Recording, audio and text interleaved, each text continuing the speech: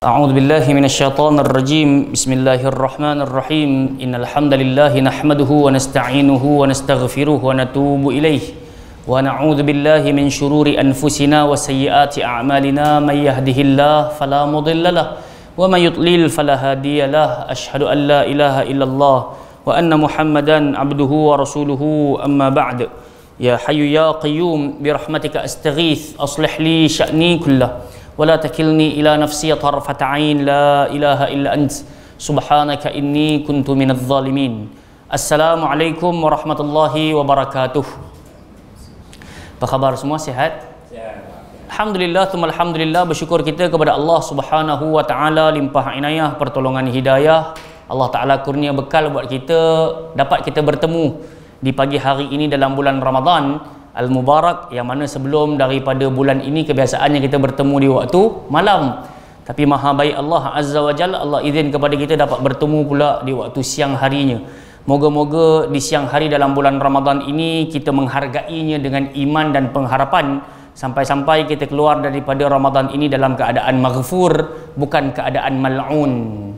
Semoga kita keluar daripada Ramadan ini insya-Allah dalam posisi diampuni, bukan dilaknat di sisi Allah Subhanahu wa taala. Amin ya rabbal alamin. Jamaah yang dimuliakan oleh Allah Subhanahu wa taala, tanpa buang masa kita terus kepada pembacaan kitab kita Syarah Hisnul Muslim yang dikarang oleh Syekh Sa'id bin Ali bin Wahhab Al-Qahtani rahmatullahi alaih, yang mana pada pertemuan yang sudah telah kita tamatkan pembacaan doa bangkit daripada rukuk, iaitu berkenaan dengan i'tidal, di mana Nabi SAW mengajarkan kepada kita, sallu kama ra'aitumuni usalli. Kalian semua kalau nak semayang, nak salat, salatlah bagaimana kalian melihat aku salat. Jadi di dalam salat ada satu rukun yang dipanggil i'tidal, dan dia berlaku setelah daripada rukuk. Kata baginda sallallahu alaihi wasallam, fa idza raka'a farka'u wa idza rafa'a farfa'u. Apabila sang imam melakukan rukuk, kamu pun ikutlah rukuk. Ketika imam mengangkat kepalanya daripada rukuk, kalian pun angkatlah kepala kalian daripada rukuk. Wa idza qala sami'allahu liman hamidah, saat imam menyebut sami'allahu liman hamidah, faqulu, maka hendaklah kalian sebut rabbana walakal hamd. Okey. Jadi hadis riwayat Bukhari dan juga Muslim. Ini kita dah syarah pada pertemuan-pertemuan yang sudah. Di antaranya ada variasi-variasi doa, Rabbana lakal hamd, Rabbana walakal hamd, Allahumma lakal hamd, Allahumma Rabbana walakal hamd, ataupun Allahumma Rabbana walakal hamd. So kita boleh baca yang itu. 4 ada pilihan. Kemudian ada lafaz tambahan, mil'us samawati wa mil'ul ardi wa ma bainahuma wa mil'u ma syi'ta min syai'in ba'd ahlas tsana'i wal majd ahaqqu ma qala al-'abd Allahumma la mani'a lima a'tait wa la mu'tiya lima mana'ta wa la yanfa'u dzal jad minkal jad. Jadi kalau siapa yang hafaz yang panjang ni, dia boleh baca yang panjang. Kalau siapa tak hafaz yang panjang, cukup dengan Rabbana lakal hamd, kemudian dia boleh top up hamdan katsiran tayyiban mubarakan fih. Hak panjang tu pun tak apa juga, ambil yang pendek je lah, Rabbana lakal hamd. Sebab ucapan sami'allahu liman hamidah, maksud dia apa? Allah Ta'ala senantiasa mendengar siapa saja yang memujinya.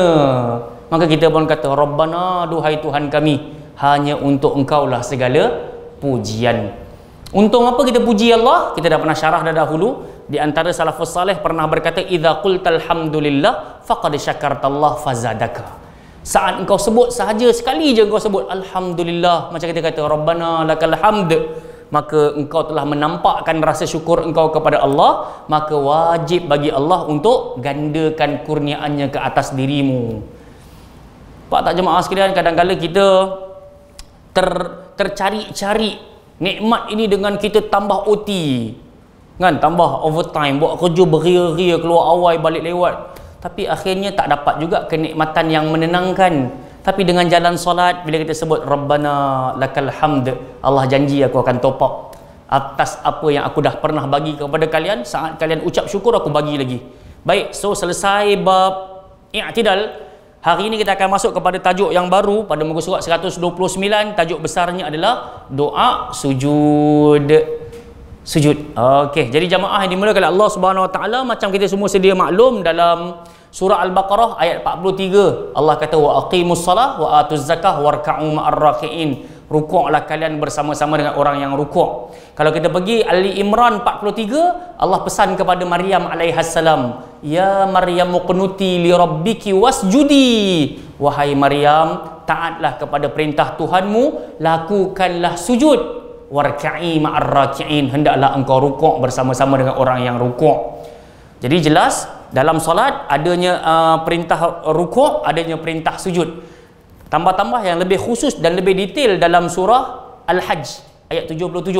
Allah kata apa? Ya ayyuhalladzina amanu rka'u wasjudu wa'budu rabbakum waf'alul khair la'allakum tuflihun. Kata Allah Ta'ala, duhai orang-orang yang beriman, rukuklah kalian, sujudlah kalian, sembahlah Tuhan kalian, lakukanlah kebaikan. So kebaikan ini dia bukan hanya dapat dalam solat, di luar solat pun kita kena buat baik juga. Maksudnya dengan jiran, dengan keluarga, dengan adik-beradik, dengan kawan-kawan, dengan kenalan, office mate, yang ni semua nak kena Allah pesan waf'alul khair. Untung apa? Buat baik, la'allakum tuflihun, moga-moga kalian berjaya. So dalam kejayaan sebenar ada dalam solat, ada dalam rukuk, ada dalam sujud, ada dalam menyembah Tuhan, ada dalam menolong orang lain, menyebarkan kebaikan. Berjayalah kita hendaknya. Baik, jadi jamaah yang dimuliakan oleh Allah Subhanahu Wa Taala, kalau kita lihat kepada tajuk yang ke-19 iaitu doa sujud. An Hudzaifah bin Al-Yaman radhiyallahu anhu annahu sami'a an-nabiy sallallahu alaihi wasallam yaqul fi ruku'ihi subhana rabbiyal azim wa fi sujudihi subhana rabbiyal a'la 3 marrat. Hadis riwayat Ibnu Majah. Jadi cuba kita sebut sama-sama, subhana rabbiyal a'la, rabbiyal a'la. Jadi subhana rabbiyal a'la. Saya yakin jemaah di hadapan saya dan juga di dalam di alam maya tahu je nak baca apa, time rukuk, time sujud, tapi kadang-kala kita punya sebutan kurang jelas, kurang tepat. Itu yang saya cuba nak ajak sama-sama. Menyebutnya jangan subha, jangan ganti dengan ha simpul, sebab lafaznya pakai ha pedas keluar dekat tengah tekak. Subhana, cuba sebut. Subhana. Sama juga ayat selepasnya, rabbiyal rabbiyal a'la. Sebahagian orang dia sebut rabbiyal a'la pakai hamzah aja. Sebahagian pula naik kat hidung rabbiyal tak betul juga. Kan? Sebab pertukaran huruf, pertukaran bunyi akan menyebabkan pertukaran makna dan maksud. Jadi kita senantiasalah berharap yang kita duk ucap, yang macam Nabi kata sallu kama ra'aitumuni usalli tu, kita buat dan sebut semisal yang Nabi sebutlah. Ya. Setengah kadang-kadang kita baca subhana rabbi a'la. Rabbi a'la mungkin dia tak sambung lah kot. Kan macam orang azan Allahu akbar, Allahu akbar. Kan sepatutnya dia bunyi Allahu akbaru kan, tapi dia azan Allahu akbar, Allahu akbar. Sama juga dia baca subhana rabbi a'la. Tapi kalau dia i'tiqad macam tu, kita kena betulkan dia lah. Kan kalau dia kata aku tetap nak baca macam ni, so kita kena kata dia bunyi dia kalau bersambung rabbiya. Kan kalau dia tak nak sambung, patut dia bunyi rabbi al-a'la. Faham tak? Subhana rabbi al-a'la, baru cantik. Tapi yang lebih baik sambung aja lah. Kalau tak ada masyaqqah, tak ada ujian, tak ada kesusahan, kesulitan, subhana rabbiyal a'la. Nampak tak? Jadi yang kita nak syarah tadi ni, hadisnya datang daripada siapa? Hudzaifah bin Al-Yaman radhiyallahu anhu. Jadi bila kita belajar macam ni, kita tahu bacaan aku ni datang daripada siapa, kita akan lebih firm, kita akan lebih yakin nak beribadah. Kalau tak kita berbuat nenek moyang aku ajar macam tu, ustaz aku ajar macam tu, nanti kita akan senantiasa berada dalam cakwa sangka. Betul kan? Betul tak mak aku ajar baca macam ni? Betul tak cikgu aku ajar baca macam ni? Tapi bila kita jumpa sendiri, kita akan lebih yakin. Jadi Hudzaifah bin Al-Yaman dia kata apa? Annahu sami'an Nabiy sallallahu alaihi wasallam yaqul fi ruku'ihi. Ketika dia, Hudzaifah ni antara orang yang pernah semayang dekat belakang Nabi. Ketika malam hari, bahasa mudahnya qiyamul lail yang kita dah pernah syarah. Dia juga yang meriwayatkan, aku anggarkan bila Nabi mula baca Fatihah, Nabi baca Al-Baqarah tu, lepas 100 ayat confirm Nabi rukuk. Tiba-tiba apa berlaku? Nabi sambung. Oh, 200 ayat mesti Nabi rukuk. Tiba-tiba Nabi sambung sampai habis Baqarah, confirm Nabi rukuk. Tiba-tiba Nabi sambung An-Nisa. Lepas tu Nabi baca Ali Imran. Hatta habis Al-An'am nak masuk Al-Ma'idah, 106 muka surat baru Nabi rukuk. Dan dia kata, di kala itu aku sembahyang di belakang Nabi hampir dapat 4 rakaat sahaja sampai ke subuh.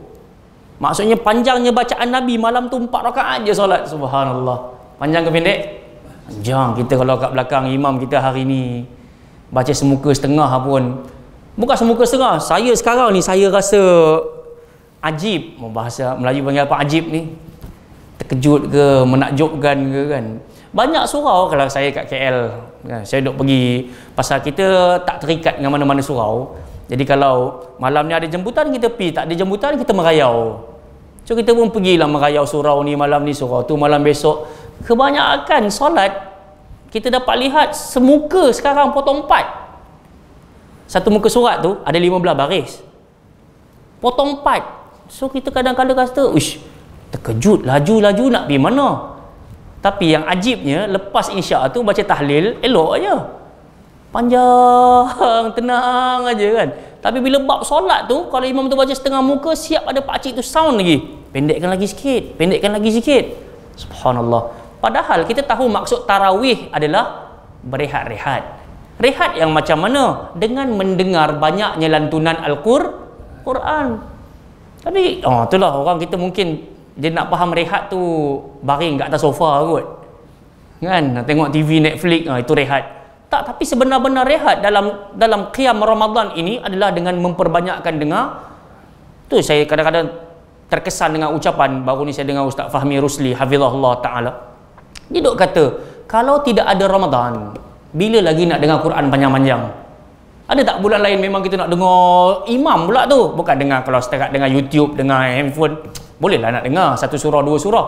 Tapi kalau nak jadi makmum ni, bulan bila lagi nak dengar?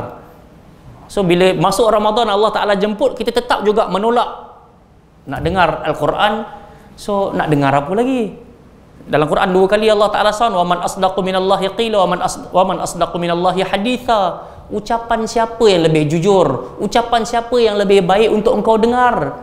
Kalau bukan firman Allah. Takkan dah kalau nak dengar lagu raya dah kot. Kan ada tempat kurang sensitivity, baru masuk 1 Ramadan, 2 Ramadan dah sibuk pasang lagu raya. Seolah-olah macam nak kata Ramadan, belahlah cepat sikit. Seolah-olah, walaupun dia tak ucap, tapi dia punya feel tu, bila kita duduk dengar lagu raya kan, memang kadang-kadang kita teruja ke arah tu. Tapi bila kita dengar Quran, kita rasa bulan lain boleh dengar lagi kot, bulan lain boleh dengar lagi kot. Itu kita panggil macam kesilapan kita sikit dalam menghayati Ramadan dekat tempat kita ni lah.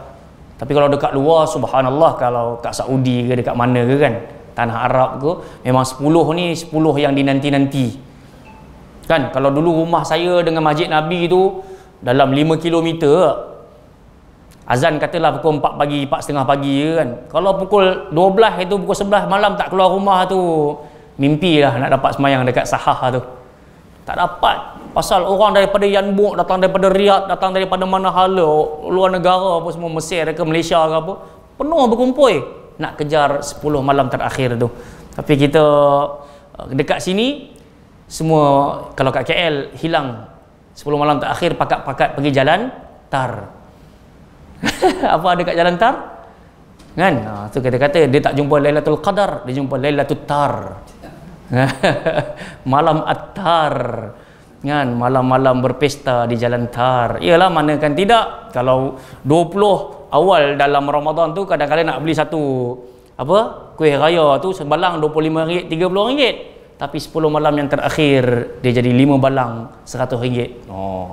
Jadi orang duk nampak benda tu sebagai satu apa kita panggil tawaran hebat. Andai kata aku tak miliki, merugilah aku. Dia tak nampak pula 10 malam yang terakhir yang Nabi suruh amal, Allahumma innaka afuwun tuhibbul afwa fa'fu anni. Dia tak nampak itu sebagai satu nilai kebaikan yang tiada tara. Dia tak nampak 10 malam terakhir Nabi ikat Nabi punya pinggang dengan kain ketat-ketat sebagai sebuah usaha. Dia tak nampak qiyamul lail, kejut anak isteri itu sebagai sebuah kerja yang mulia. Sebab tu jamaah sekalian, bila Allah Azza wa Jalla jemput kita masuk dekat dalam bulan Ramadan, sebenarnya Allah betul-betul bukan setakat nak kita lipat gandakan amalan, tapi dalam waktu yang sama Allah janjikan ganjaran yang tak bertepi. Baik, So pendek cerita, masuk balik dalam hadis ni, Huzaifah kata, aku tengok Nabi SAW, aku dengar bila Nabi rukuk, Nabi sebut 3 kali, Subhana Rabbiyal Azim. Wa fi sujudihi Subhana Rabbiyal A'la 3 marrat. Begitu juga ketika Nabi sujud, Nabi baca Subhana Rabbiyal A'la 3 kali. Okey, jom kita tengok apa syarahnya. Kalau kita tengok dekat sini, Subhana Rabbiyal A'la maksudnya aku mensucikan Allah dari segala bentuk kekurangan. Mensucikan Allah dari segala bentuk kekurangan dan kecacatan. Sabda Nabi SAW 3 marrat, yakni seseorang itu mengucapkannya 3 kali. So dianjurkan untuk baca 3 kali. So kalau sekali itu dipanggil adna maratibul kamal lah, benda serendah-rendah, at least sekali. Tapi kalau kesempurnaan terletak pada 3 kali. Macam Nabi ambil wuduk kan, biasa Nabi duduk basuh anggota muka, tangan, kepala, Nabi sapu 3 kali. Tapi kalau kita basuh sekali, sah ke tak sah? Sah, tapi dia adna lah, dia hak paling rendah, sekali-sekali je. Tapi kalau kita buat sampai 3 kali, maknanya kita melakukan secara sempurna. Okey, selesai. Para ulama telah pun mensunnahkan agar seseorang tidak mengurangi jumlah ucapan tasbihnya ketika rukuk dan sujud dari 3 kali, bahkan disunnahkan untuk menambah-nambah jumlahnya. So sebahagian berpendapat janganlah kurangkan, pasal Nabi sendiri pun buat 3 kali. Tapi kalau buat lebih, dianjurkan, boleh nak tambah. Sebab tak? Pasal memang Allah Subhanahu Wa Taala pesan, wasabbihuhu bukratan wa asila. Ayat sebelum tu Allah kata, ya ayyuhalladzina amanu dzkurullaha dzikran katsira. Wahai orang-orang beriman, berzikirlah kepada Allah dengan zikir yang banyak. Banyak yang macam mana? Bertasbihlah, memuji Allah di waktu pagi dan juga di waktu petang. So Allah sendiri suruh.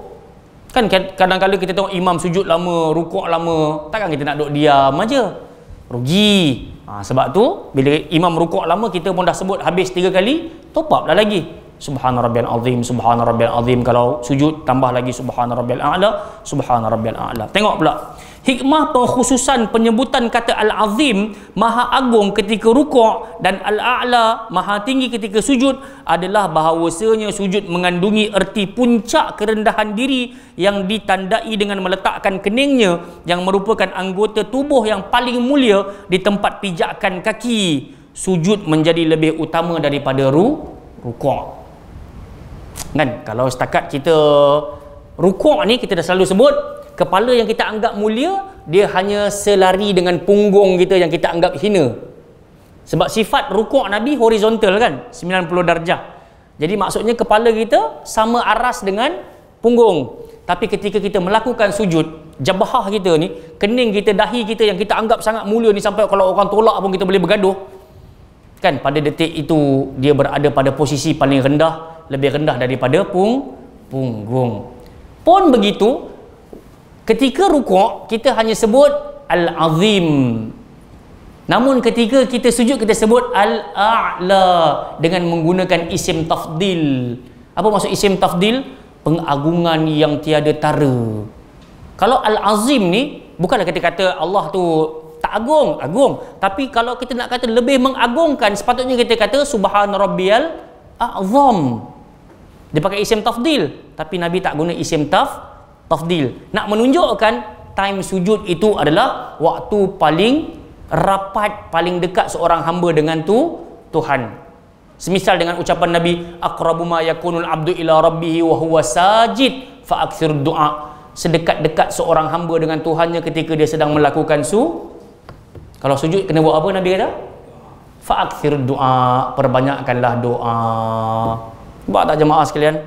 Sebab tu bila kita doa tu, kita menggunakan lafaz yang isim tafdil, paling agung sekali, Subhana Rabbiyal A'la. Dapat tengok dekat bawah ni, maka dari itu tepat sekali bila sujud dikhususkan dengan kata Al-A'la yang merupakan bentuk superlatif, iaitu isim tafdil. Lain halnya dengan kata Al-Azim. Nampak tak?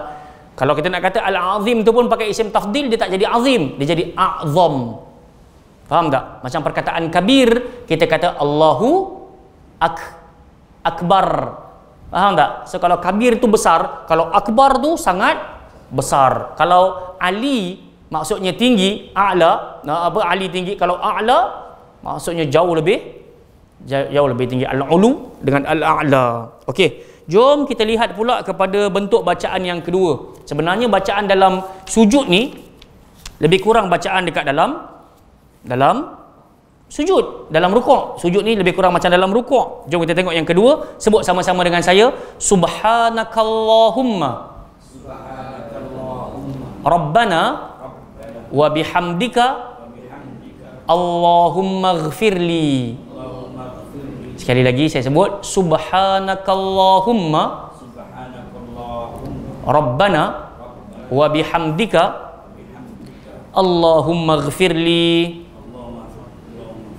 Okey. Jadi hadis ni datang daripada siapa? Macam yang terdapat dekat dalam doa rukuk, datang daripada Aisyah radhiyallahu anha, isteri Nabi sallallahu alaihi wasallam. Apa kata Aisyah? Kana Rasulullah sallallahu alaihi wasallam yukthiru an yaqula fi ruku'ihi wa fi sujudihi. Apa yang berlaku, Nabi kata, adalah Nabi kita Muhammad sallallahu alaihi wasallam memperbanyakkan bacaan dalam rukuk dan sujud doa ini.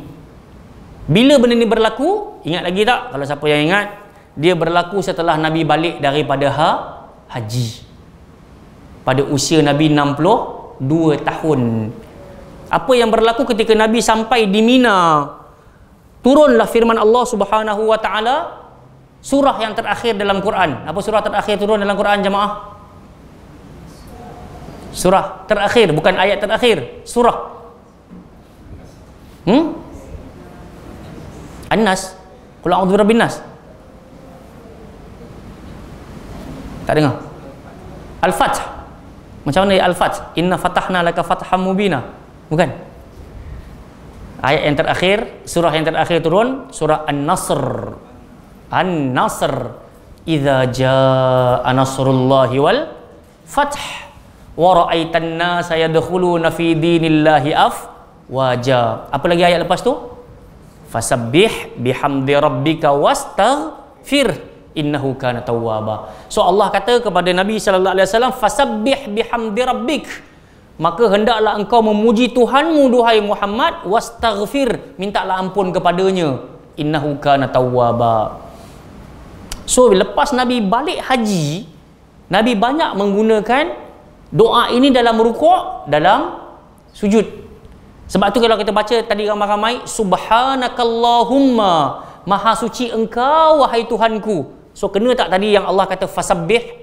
Kenalah. Allah kata bertasbihlah engkau wahai Muhammad memuji Tuhanmu. Maka Nabi pun kata subhanakallahumma rabbana, engkaulah Tuhan kami. Wa bihamdika, seluruh puji hanya untuk engkau. Lepas tu Nabi kata apa? Allahumma ghfirli, ya Allah maafkanlah aku. Kenapa Nabi sebut maafkanlah aku? Kerana Allah kata wastaghfir, mintalah ampun pada Allah. Nampak tak jemaah sekalian? Jadi sebab itu ini di antara pilihan yang kedua. Kalau tadi kita baca subhana rabbiyal a'la, kalau kita dah hafal, dan saya kira kebanyakan waktu bila saya pergi qiyamul lail ataupun kita pergi salat tarawih kan, kita dapat tengok kebanyakan imam-imam yang faham keutamaan untuk rukuk dan sujud panjang ni, memang diorang akan sujud dan rukuk panjang supaya kita boleh apply, kita boleh amalkan apa yang kita duk belajar ni kan. Jadi berbaki waktu malam yang kita duk ada ni jemaah sekalian, kalau kita semayang di tempat-tempat yang imamnya Masya Allah sujud lama, rukuk lama, ini di antara doa yang Nabi suka nak baca dalam rukuk dan dalam sujud. Okey, apa maksud tasbih? Yang tadi kita kata subhanaka tadi ni, maha suci engkau wahai Allah. Tasbih bermakna tanzih, membersihkan. Tasbih ini maksudnya menyucikan. At-tanzih, membersihkan. Wa huwa yunzahullahu wa yubra'ahu fi dzatihi wa asma'ihi wa sifatihi wa af'alihi an kulli aibin wa naqsin. Kita membersihkan Allah Subhanahu wa taala baik pada zat dia, pada sifat dia, pada perbuatan dia, pada nama-nama dia, daripada seluruh kekurangan dan juga kecacatan. So itu dipanggil tasbih.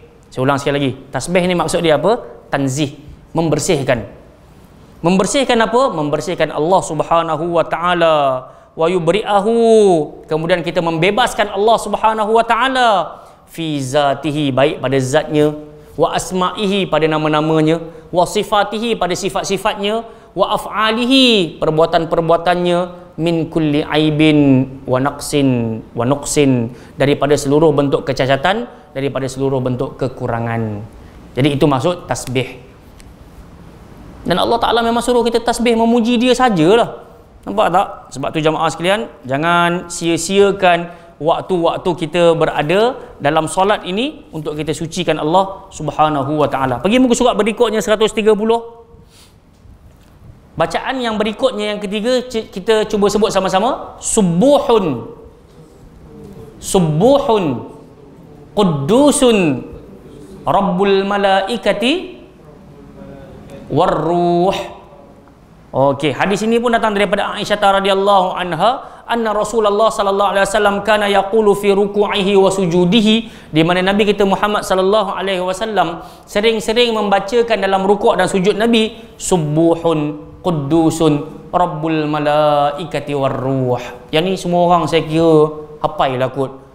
Tambah-tambah kalau kita pergi sembahyang tarawih sekarang ni, kebanyakan surau masjid in between nak tukar rakaat tu dia baca hak ni ya.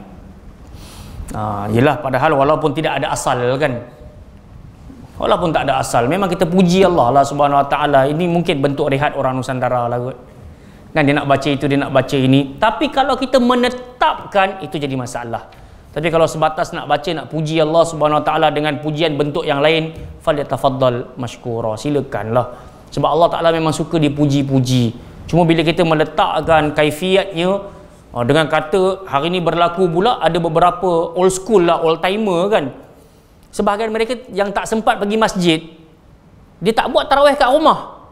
Bila orang tanya kenapa tak buat tarawih kat rumah, maka dia kata dia tak hafal yang apa, selawat tu, apa lagi, subhanal, tak ingat apa lagi, fadlam minallahi wa ni'mah wa maghfirata wa rahmah. Dia tak hafal benda tu, menyebabkan dia kata macam mana aku nak semayang tarawih.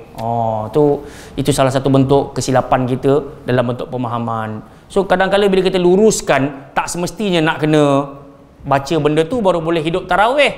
Ada orang pula tembak kita balik. Habis tu nak buat apa? Nak main telefon aja. Dia nak tembak kita kat situ pula. Bukan. Kita tak pernah kata main telefon tu jauh lebih baik daripada subuhun qudus fadlan minallahi wa ni'mah. Kita tak kata pun macam tu. Tapi sebagian orang mungkin dia terkesan sangat dengan amalan Nusantara kan, makna kata kalau tak buat ni kira tak sah sembahyang tarawih malam hari itu. Kalau kita cakap macam ni, mereka akan deny, mereka akan kata tak betul lah, kami tak kata benda ni wajib, tapi cuba kita tak buat. Time tu kita akan diserang. Nampak tak jemaah sekalian? So tak apalah, yang penting kok mana pun hidupkan sunnah. Kita akan berbahagia walaupun kita bersendirian, wallahi kan.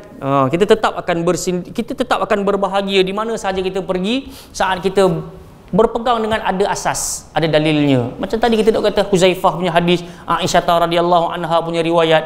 Bila kita baca macam ni, kita tenang hati. Selama ni aku baca datangnya riwayat daripada Huzaifah. Aku topak pula ni datang daripada Aisyah. Rasa seronok buat amalan begitu. Tapi bila kita tanya kenapa kau buat macam ni, entah kenapa buat macam ni, tak tahu. Dah, semua orang buat macam ni, aku buatlah macam ni. So orang macam ni senantiasa dia gelar diri dia awam. Kita jangan macam tu. Sebab Allah nak campak kemuliaan pada diri kita. Allah bagi kepada orang yang dibekalkan ilmu.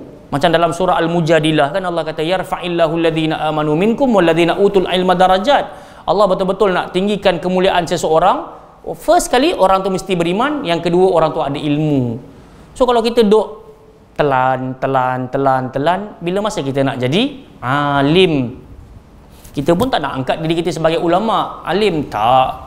Tapi sekurang-kurangnya kita angkat darajat diri kita ni dengan jalan daripada menjadi orang yang tak tahu apa-apa kepada buat satu-satu perkara tu dengan ilmu dan yakin. Baik, pergi berikutnya, doa yang ke berapa ni? 44. Sebut sama-sama, Allahumma laka sajadtu wa bika amantu wa laka aslamtu sajada wajhiya lilladzi khalaqahu wa sawwarahu wa syaqqa sam'ahu wa basarahu tabarakallah ahsanul khaliqin. Yang ini juga kita dah pernah syarah dah. Doa yang disampaikan daripada siapa? Ali bin Abi Talib radhiyallahu anhu. an Rasulillah sallallahu alaihi wasallam annahu kana idza qama ila salati qala wajjahtu wajhiya wa idza raka'a qala Allahumma laka raka'tu wa idza sajada qala. Ali bin Abi Talib, sepupu Nabi sallallahu alaihi wasallam, sahabat Nabi sallallahu alaihi wasallam, anak menantu Nabi sallallahu alaihi wasallam yang pernah solat di belakang Nabi sallallahu alaihi wasallam, ni meriwayatkan, aku sembahyang kat belakang Nabi. Ketika Nabi memulakan salat Nabi memulakan dengan wajjahtu wajhiya lilladzi, kan, macam doa iftitah itulah.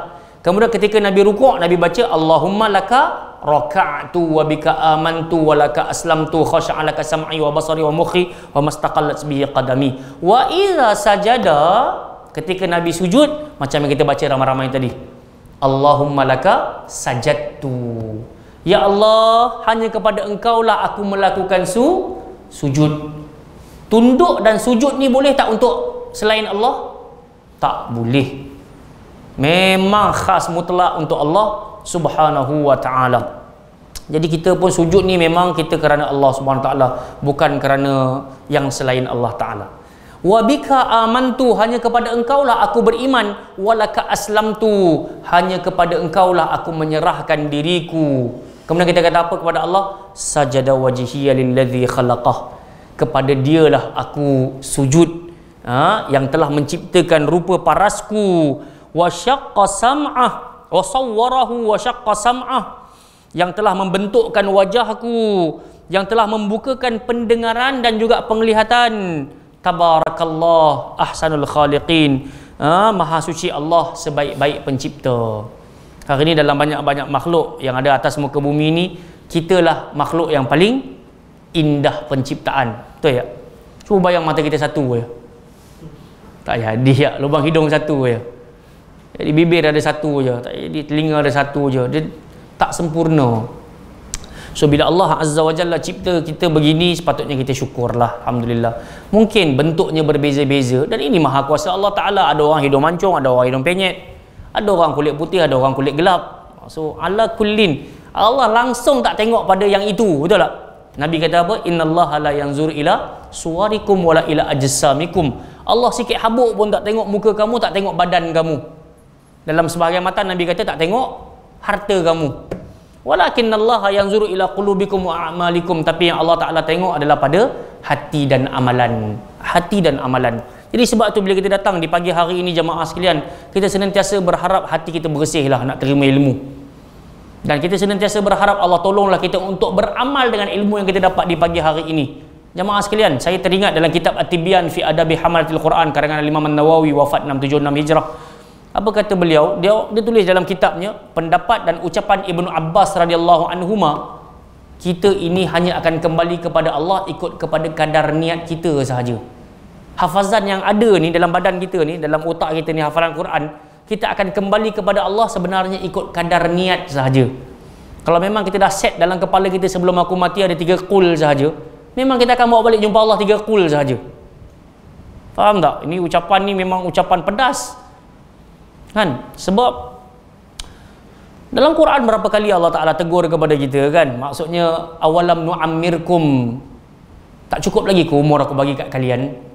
Sampai telah datang kepada apa? Telah datang apa kepada kalian? Waja'akumun nadhir, telah sampai kepada kalian peringatan-peringatan. Sebagian ulama bahas, Ibnu Abbas kata peringatan yang pertama telah datang Nabi sallallahu alaihi wasallam. Maksudnya bila Nabi dah sampai ni, kita ni kena follow terus. Tak ada waktu kita nak culas, tak ada waktu kita nak nanti-nantilah aku buat. Sebab tu Ibnu Umar pula, anak Sayyidina Umar radhiyallahu anhuma, dia kata jangan biarkan dirimu saat telah sampai satu sunnah Nabi, engkau biarkan dia berlalu tanpa engkau melakukan walau sekali di seumur hidupmu. Maksudnya apa yang kita duk dengar, cuba amal. Macam sekarang lah, tadi kita dah baca ramai-ramai, kita kena ada azam. Ya Allah, ya Tuhanku, izinkan aku beramal. Selalu aku baca Subhan Rabbiyal A'la, izinkan aku baca Subuhun Qudusun Rabbul Malaikati Warruh. Izinkan aku untuk baca apa tadi? Subhanakallahumma rabbana wa bihamdika Allahumma ghafirli. Izinkan aku untuk baca Allahumma laka sajadtu wa bika amantu wa laka aslamtu. So benda ni dia berhajat kepada bantuan Allah. Sebab ramai orang dia selalu bagi alasan, nanti tunggu tua lah, nanti tunggu pencen lah, nanti tunggu, dan akhirnya dia tak jumpa benda yang dia tunggu-tunggu tu. So kita nak kena mulakan. Nak mula macam mana? Minta tolong Allah Subhanahu Wa Taala. Baik. Kat mana kita tadi? Kita bahas berkenaan dengan sujud.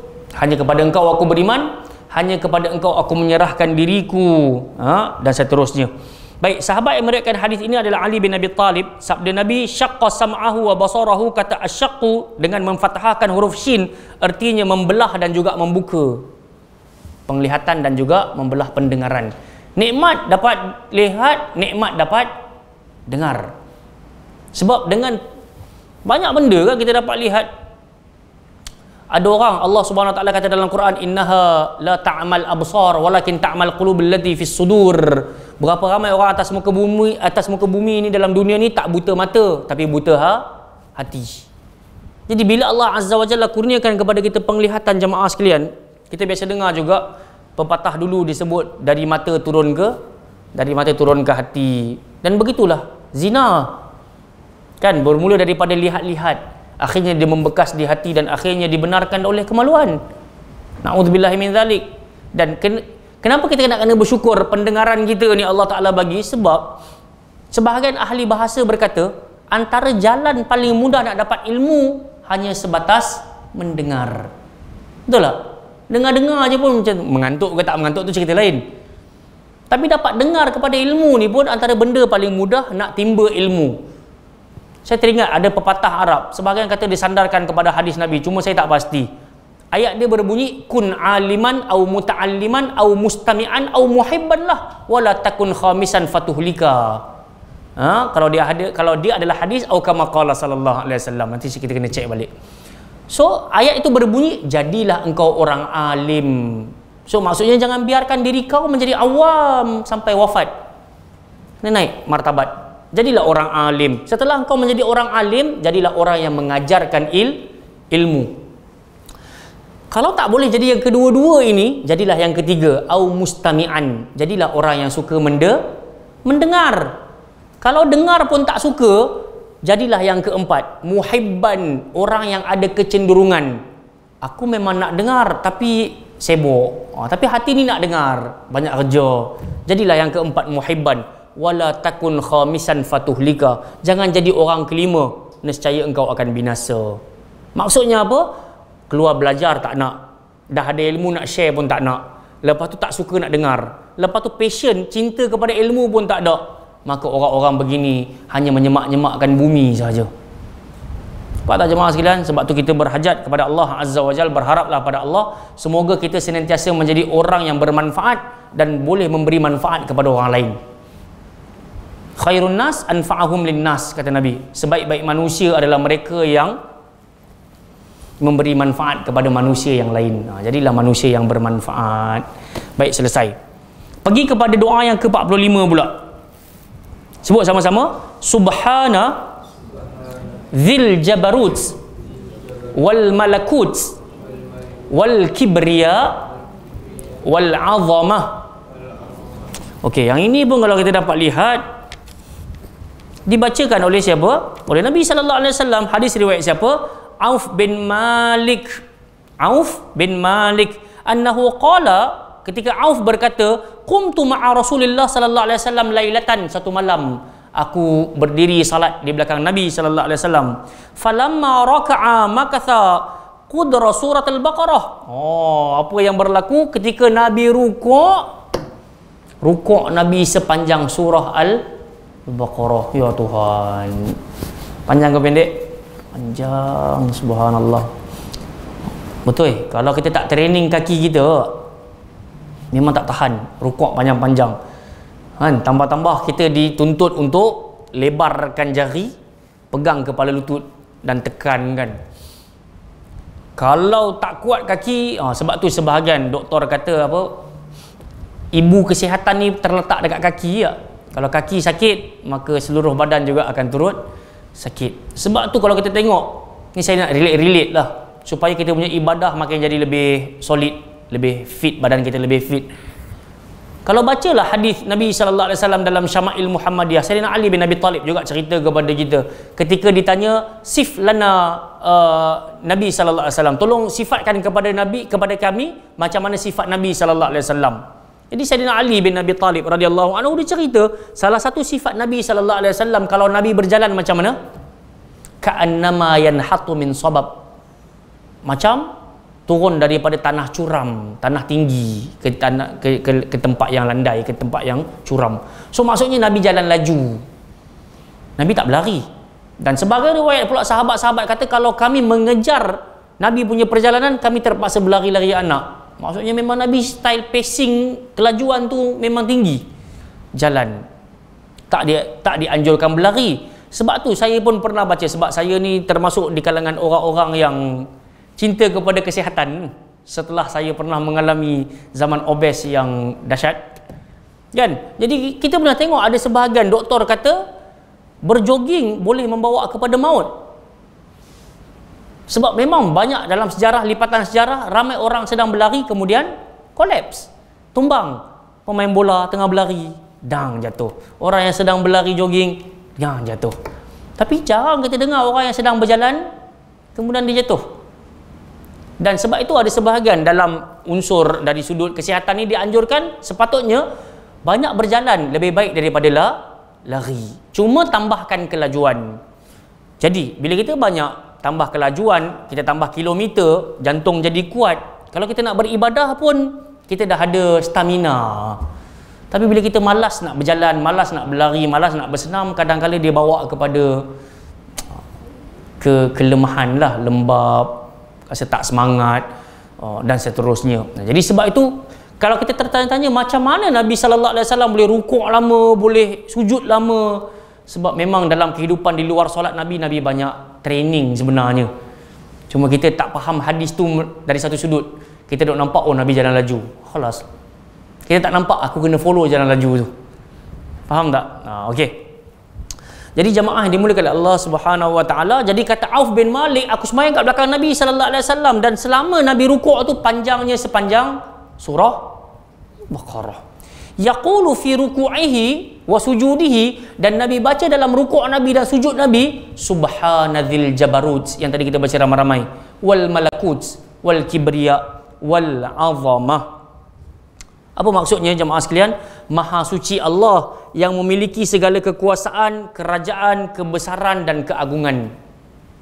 Jadi nak bagi isyarat kepada kita, sebesar apa pun kuasa kita pada hari ini, maka Allah jauh lebih besar kekuasaannya.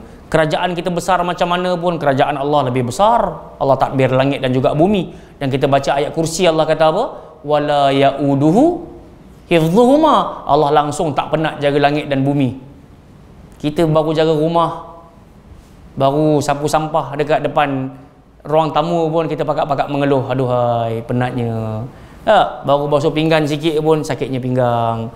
Kita rasa letih dan lemah. Tapi Allah kata wala ya'uduhu hifdhuhuma wa huwal aliyyul azim. Aku maha agung, aku maha tinggi, kata Allah Taala. So aku tak pernah rasa la ta'khuzuhu sinatun wala naum. Allah langsung tak mengantuk, Allah langsung tak berhajat pada tidur pun. Kita itulah, jangan berceramah pun mengantuk. Jemaah yang dimuliakan oleh Allah Subhanahu wa taala, kemudian maha suci Allah yang memiliki segala kebesaran dan juga keagungan. Yang ini kita dah syarah dalam pertemuan-pertemuan yang sudah. Jomlah kita pergi pula kepada poin yang berikutnya. Sempat lagi ya. Saya sebelum 11 saya kena berhenti. So ada dua lagi doa. Sebelum kita habiskan tajuk doa ketika sujud ini, jom kita habiskan sekarang. Kita baca hadisnya datang daripada Abi Hurairah radhiyallahu anhu, anna Rasulullah sallallahu alaihi wasallam kana yaqulu fi sujudihi. Kata Abu Hurairah pun orang yang dapat dengan Nabi sallallahu alaihi wasallam, dekat dengan Nabi. Jadi katanya ketika Nabi sedang melakukan sujud, Nabi membaca doa ini. Jom sebut sama-sama. Allahumma ighfirli, atau apa kita sambung, Allahumma ighfirli dhanbi kullahu diqqahu wa jillahu wa awwalahu wa akhirahu wa alaniyatahu wa sirrahu. Hadis riwayat Muslim. Jadi Nabi sallallahu alaihi wasallam ketika Nabi sedang melakukan sujud, di antara doa yang Nabi baca, dan ini memang kita dapat lihat doa terus. Pasal Nabi kata sedekat-dekat seorang hamba dengan Tuhan time sujud, maka perbanyakkan doa. Minta apa? Allahumma ghafirli. Ya Allah, ampunkanlah aku. Zambi, ya Allah ampunkanlah dosa-dosaku, kullahu secara total, diqqahu wa jillahu yang kecil maupun yang besar, wa awwalahu wa akhirah yang awal ataupun yang akhir, wa alaniyatahu wa sirrah yang terzahir maupun yang tersembunyi. Oh, ini permintaan yang kita kata Nabi ini betul-betul jawami'ul kalim, orang yang cakapnya pendek tapi membawa maksud yang luas dan padat. Ini jawami'ul kalim Nabi sallallahu alaihi wasallam. Pendek je doa ni. Allahumma ighfir li dhanbi kullahu diqqahu wa jillahu, wa awwalahu wa akhirahu wa alaniyatahu wa sirrahu. Jom kita tengok maksud dia apa. Diqqahu wa jillahu hingga akhir hadis merupakan penyebutan secara terperinci setelah disebutkan secara tafsil ba'da ijmal. Maksudnya secara total. Ya Allah ampunkanlah dosa aku secara keseluruhan. Kemudian keseluruhan yang macam mana? Nabi elaborate lagi. Diqqahu wa jillahu, yang kecil dan juga yang besar. Wa awwalahu, yang awal dan juga yang akhir. Yang terserlah ataupun yang tersembunyi. Hal ini merupakan pengakuan yang paling besar dan mendeklarasikan diri bahawa dia mengakui dosa yang dia kerjakan. Maksud kita pun lagilah. Nabi kata kullu bani adam khata'un, setiap anak Adam mesti buat salah. So sebaik-baik pesalah adalah yang bersegera bertaubat. Di antara lafaz taubat adalah dengan memperbanyakkan istighfar. Istighfar yang macam mana? Ini variasi. Selain daripada kita sebut Rabbighfirli, selain daripada kita sebut astaghfirullah, di antara doa Nabi kata Allahumma ghfirli dhanbi kullah diqqahu wa jillah wa awwalah wa akhirah wa alaniyatah wasirrah. Ini kita boleh hafal. Baca 2-3 kali dah boleh hafal dah ni sebenarnya. Baik, yang terakhir. Yang terakhir jamaah yang dimuliakan oleh Allah Subhanahu wa taala. Sekejap. Macam ada mesej daripada subhanallah. Ustaz Adi ni kan tak settle lagi. Dah bagi mesej terkejut kita. Subhanallah. Baik jamaah yang dimuliakan oleh Allah Subhanahu wa taala, baca sama-sama doa terakhir ini. Allahumma inni a'udzu biridhaka min sakhatik wa bi mu'afatik min 'uqubatik wa a'udzu bika minka la uhsi thana'an 'alaika anta kama athnaita ala nafsik. Hadis riwayat Muslim juga. Okey, jom kita tengok hadis ni bermaksud apa dan datang daripada siapa. First kali, inilah dia doa yang Nabi sallallahu alaihi wasallam bacakan di solat malam. Datang daripada Aisyah radhiyallahu anha. Apa kata Aisyah? Fuqidtu Rasulullah sallallahu alaihi wasallam lailatan minal firash. Malam tu aku dengan Nabi sallallahu alaihi wasallam. Hari aku bersama Nabi. Tapi aku kehilangan Nabi di pembaringan. So cari tak ada. Mana suami aku pi? Istilahnya lagu tu. Faltamastuhu fawaqa'tu yadi ala batni qadamai. Maka aku pun meraba-raba, terkenalah pada perut kaki Nabi, tengah-tengah ni lah. Dan apa yang aku dapati?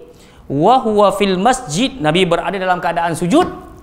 Wa huma mansubatan, dan kaki Nabi berada dalam keadaan bercantum, mansubatan. Faham tak? Ada orang kaki dia renggang time sujud, ada orang dia cantum. So kita boleh bayang ketika Aisyah radhiyallahu anha terpegang, kaki Nabi berada dalam keadaan tercantum. Wa huwa yaqul, dan di kali itu aku dengar Nabi menyebut, ini yang kita baca ramai-ramai tadi, Allahumma inni a'udzu biridhaka min sakhatik. Ya Allah, sesungguhnya aku berlindung kepadamu dengan ridamu dari kemurkaanmu. Maksudnya kita minta perlindungan Allah, senantiasalah redha ke atas kita. Jangan sampai engkau murka kepada aku, wahai Allah. Cantik doa Nabi. Kita ada tak karang-karang doa begini dalam doa kita? Kan? Paling-paling, ya Allah maafkanlah aku kesalahan-kesalahan aku yang lampau. Dia macam tu je. Tapi Nabi punya seni berdoa ni memang Masya Allah. Sebab tu Sayyidina Umar ketika dengar Nabi baca Quran, Sayyidina Umar kata, innahu laqawlu syair. Ini ucapan penyair ni. Maka Allah Ta'ala tembak balik, wa ma huwa biqauli syair. Ini bukan ucapan penyair. Kan? Nampak tak? wa bi mu'afatika min 'uqubatik, ya Allah lindungilah aku dengan pengampunanmu, jangan sampai aku mendapat siksaanmu. Ini kita minta pada Allah Ta'ala dalam sujud kita. Wa a'udzubika mink, aku berlindung kepadamu dari kesiksaan dan kemurkaanmu. La uhsi thana'an alaik, aku tak mampu menghitung-hitung pujian terhadap dirimu wahai Allah. Anta kama asnaita ala nafsik, engkau adalah sebagaimana yang engkau sanjungkan untuk dirimu sendiri. Kan, kalau kita nak bagi tahu inilah jumlah yang paling tinggi pujian aku kepada Tuhanku, tak boleh. Mungkin ada orang lagi tinggi pada kita. Jadi macam mana nak bagi tahu itulah dia had yang paling tinggi? Anta kama asnaita ala nafsik, engkau selayaknya yang engkau sanjungkan untuk dirimu sendiri wahai Allah. Nampak tak jemaah sekalian? Jadi ini di antara variasi lah. Kalau kita tak hafal juga, so baca yang mana mudah bagi kita.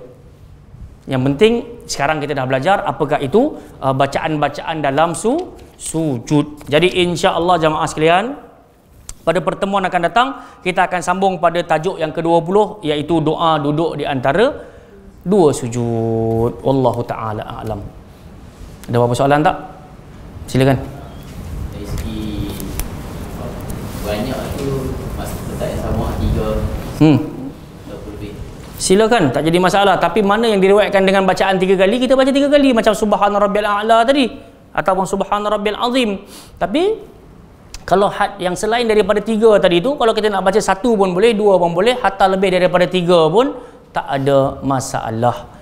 Sebab fiqh doa dan fiqh zikir ini terlalu luas perbincangannya, kan? So kita tak boleh nak hadkan, kecuali setelah yang telah ditentukan oleh sahabat-sahabat yang mendengar. Huzaifah tadi dia kata aku dengar 3, so amal 3 tu. So kalau lebih, maka lebih. Macam yang disebutkan oleh tadi Auf bin Malik, sepanjang surah Al-Baqarah. Berapa kali kalau nak ulang macam tu? Faham tak jemaah sekalian? Jadi wallahu ta'ala a'lam. Semoga ada kebaikan di atas pertemuan ini, kan? Silakan. Tanya luar sikit. Boleh. Anak dalam saf budak 7 tahun dan 4 tahun, kedudukan yang lebih mendekati sunnah kan? Yang macam mana Ustaz? Tak, ni semayang kat mana ni? Semayang kat berjemaah. Semayang berjemaah. Lelaki ke perempuan? Lelaki. Lelaki, sama aje. Duduk antara bapak dia ke lebih baik ke, ataupun belakang. Kalau ada 2 orang, duduk belakang kita lah. Tak, maksudnya kalau imam dan dia duduk dalam saf sekali dengan saya, imam lain dia duduk sekali dengan saya, atau dia duduk sekali saya, ataupun dia duduk belakang asing, ataupun dia duduk sebelah saya, ataupun dia duduk sebelah kiri saya, kanan saya saja ke. Duduk sebelah-sebelah lah. Asing dia sebelah-sebelah. Asing dengan sebelah-sebelah lah. Sepatutnya begitulah. So tak jadi masalah kan? Tak jadi masalah. Cuma pendapat Abdullah ibn Abbas radhiyallahu anhuma, memang dia arahkan anak-anak kecil duduk di belakang. Itu pendapat Ibn Abbas. Kalau anak kecil pun dah sunat je, saya 4 tahun pun dah sunat. Silakan, memang tak jadi masalah pun. Sebab berbalik kepada hadis di mana Hasan Husain duduk kat belakang badan Nabi sallallahu alaihi wasallam ketika Nabi sujud. Kemudian sahabat-sahabat tanya, tadi turun wahyu ke? Nabi kata, mana ada turun wahyu? Cucu aku duduk kat belakang tengkuk, aku tak bangkit kan. So nak menunjukkan boleh je kita berdamping dengan budak-budak. Cuma itulah fiqh dia pula nak kena perhalusi lagi. Ditanya kepada mufti Saudi dahulu, boleh tak nak bawa anak-anak kecil pergi masjid contohnya? Maka dia kata awwalu syai', first kali tolong ajarkan adab, kan? Ajar adab terlebih dahulu. Kemudian jika engkau dapati anak engkau beradab, falyatafaddal, bawa. Tapi kalau engkau rasa anak engkau mungkin tengah ligat lagi kan, maka ajarkan dia untuk beradab di rumah dahulu, kemudian bagi tunjuk ajar untuk dia datang di masjid. Allah Ta'ala a'lam. Wa jazakum khairan. Saya kira cukup setakat tu, kena berhenti di sini insya-Allah. Nak menuju ke stesen pula. Panjang umur kita bertemu lagi. Subhanakallahumma wa bihamdika asyhadu an la ilaha illa anta astaghfiruka wa atubu ilaik. Wa sallallahu ala nabiyyina Muhammad ala alihi washabihi wa baraka wasallam. Aqul qali hadza astaghfirullahal azim li wa lakum. Assalamualaikum warahmatullahi wabarakatuh. Berbaki hari-hari dalam Ramadan ni, saya senantiasa berharap agar ada doa-doa di antara kita lah. yang khusus ataupun yang umum untuk muslimin muslimat yang hidup ataupun yang telah wafat. Jangan sia-siakan ruang-ruang yang berbaki ini, insya-Allah. Narakum biiznillah, semoga Allah Taala temukan kita dengan Lailatul Qadar, dan semoga Allah Taala keluarkan kita daripada Ramadan ini dalam keadaan maghfur, diampuni, insya-Allah. Amin ya rabbal alamin. Jumpa selepas Syawal pula, ke dalam Syawal pula, insya-Allah. Banyak umum rezeki. Assalamualaikum warahmatullahi wabarakatuh. Bismillahirrahmanirrahim. Assalamualaikum warahmatullahi wabarakatuh. Tujuan saya memberi sedikit sepatah dua kata ni untuk memaklum kepada tuan-tuan yang kami merupakan media yang merakam kuliah-kuliah asatizah sunnah di Ipoh Perak terutamanya, dan kami lebih mengharap kepada bantuan dari segi infak bulanan bagi tujuan gerak kerja lah. Antaranya kita nak servis kita punya barang-barang, peralatan, equipment, kemudian bayar gaji kita designer dan juga internet bulanan. Samping itu kita ada buat daurah-daurah ilmiah. Dan daurah ni pula kita bagi percuma saja. Makan kita bagi, kemudian kita bagi buku daurah. Kita sasarkan daurah ni bulanan lah. Sebab itu pada poster kami ada beritahu yang kita minta infak ni antara tujuan lain adalah untuk daurah bulanan juga, selain daripada gerak kerja lah, insya-Allah. Dan pada tuan-tuan yang nak infak ke akaun di bawah ni, akaun di bawah ni adalah akaun pertubuhan, pertubuhan kebajikan Mishkah Kinta Perak. Di situ kami akan gunakan duitnya untuk gerak kerja, daurah-daurah ilmiah yang percuma. Kita tak ada yuran ke apa, tak ada. Ya, semua percuma je kita bagi, insya-Allah. Wallahu alam. Assalamualaikum warahmatullahi wabarakatuh.